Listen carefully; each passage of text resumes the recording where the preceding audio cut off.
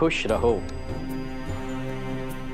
चंदा, आज आपको एक कविता सुनाने का मन कर रहा है। तो देरी किस बात की? तुम्हारी चांदनी से महकती है रातें, तुम्हारी मुस्कुराहट से खिलता है सवेरा। मुझे दुनिया से कोई मतलब नहीं, जहां तुम हो बस वहीं हो मेरा बसेरा। इतनी सुंदर कविता के लिए शुक्रिया साहब। आपका ये प्यार हमारी संजीवनी है, सिर्फ आज के लिए नहीं, जिंदगी भर के लिए। तुमने तो मेरे दिल की बात कह दी चंदा। और वैसे भी मेरी कविता आपकी खूबसूरती की मुरीद है चंदा जी। एक बात पूछे सा? आप तो दिल से कवि हैं। अब आपका ये गुण हमारे दोनों बेटों में से किस में आया है बताइए? ये भी कोई पूछने की बात है? देव में। वो बोलता है तो भी कविता लगती है। हाँ, देव का मन इतना भावुक गहरा है ना, इतना कोमल है, इसीलिए हमें उसकी चिंता रहती है। फिक्र करने की कोई जरूरत नहीं है चंदा, अम्बे माँ सब ठीक कर देगी। और वैसे देखा जाए तो आजकल देव बहुत खुश रहने लगा है। किसी की नजर ना लग जाए। मुझे तो लगता है कि तुम्हारे लाडले को प्यार हो गया है। ऐसा हो ही नहीं सकता। अरे क्यों नहीं हो सकता? क्योंकि हमारा देव अपनी मर्यादा जानता है। वो सिर्फ शौक के लिए किसी के साथ रिश्ता नहीं बनाएगा। देव का प्यार सिर्फ उस लड़की के हक में है जिससे देव की शादी होगी, और वो लड़की हम चुनेंगे, क्योंकि ये हमारा अधिकार है और देव हमसे हमारा ये अधिकार कभी नहीं छीन सकता। अधिकार तो देव का भी है चंदा, अपनी जीवन संगिनी अपनी पसंद से चुनने का। और हो सकता है शायद देव की पसंद तुम्हारी पसंद ना हो, पर उसकी खुशी उसी में हो। देव की खुशी हमसे अलग कभी नहीं हो सकती साहब। इस घर में देव की पत्नी हम ही चुनकर लाएंगे, और यही अटल सत्य है।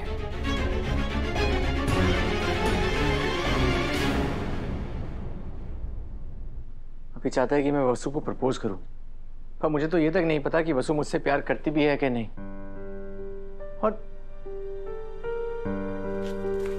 और तुम्हें मेरा प्यार क्यों नहीं दिखाई देता? सब कुछ मुझे ही बताना पड़ेगा। ठीक है, अब मैं ही बता के रहूंगा।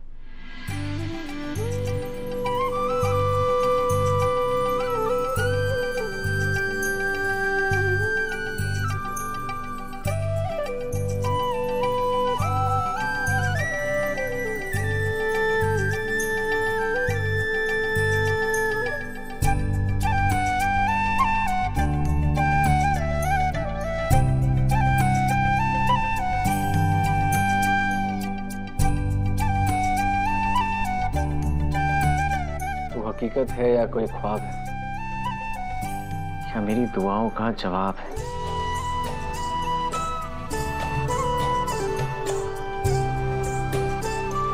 सोचता हूं कि आज कह ही दूं, मुझे तुझसे मोहब्बत बेहिसाब है।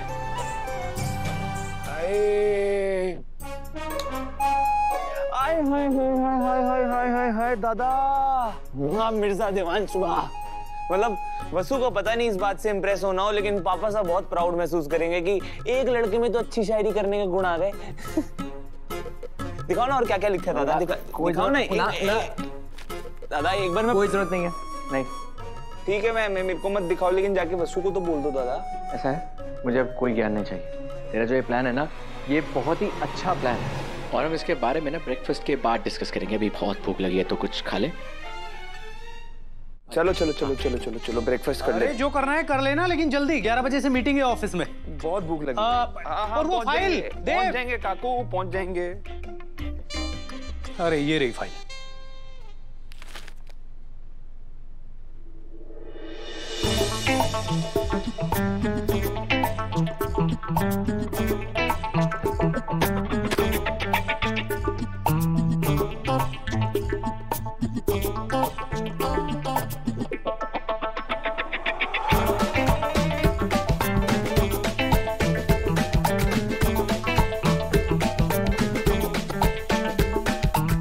सारा दिन मेकअप करती रहती हो, कभी कोई दिमाग वाला काम भी कर लिया करो। हमारे पास दिमाग बहुत है मयूर जी, पर कोई मौका ही ना दे रहे है। आप देंगी? मौका? कैसा मौका?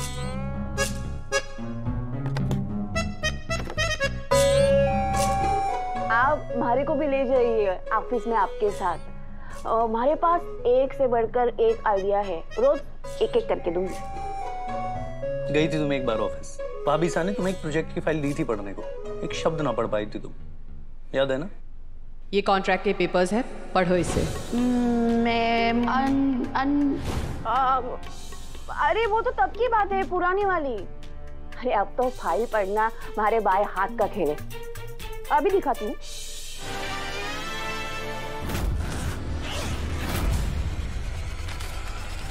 पढ़ रही हूँ मैं। सत्व is a premium cosmetic brand created with natural ingredient।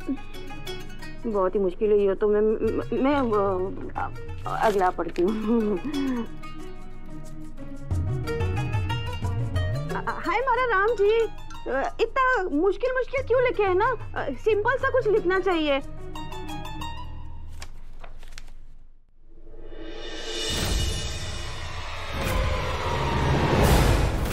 दो फाइल इधर, तुम्हारे बस का नहीं है सब, तुम बस मेकअप करो।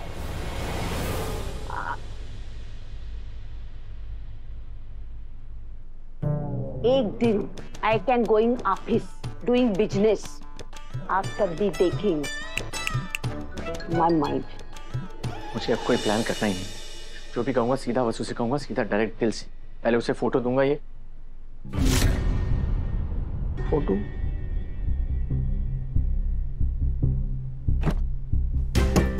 फोटो कहाँ है?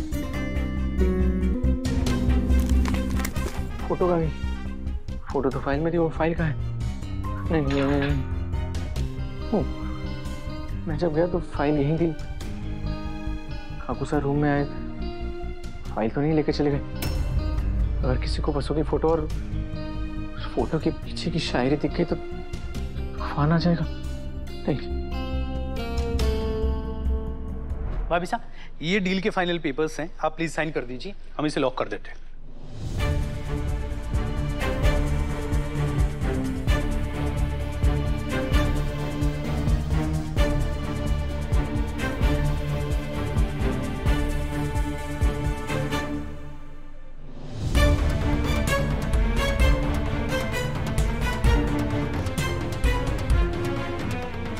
अगर मासा ने वसु की फोटो के पीछे मेरी हैंडराइटिंग में लिखी शायरी पढ़ी तो पता नहीं क्या होगा।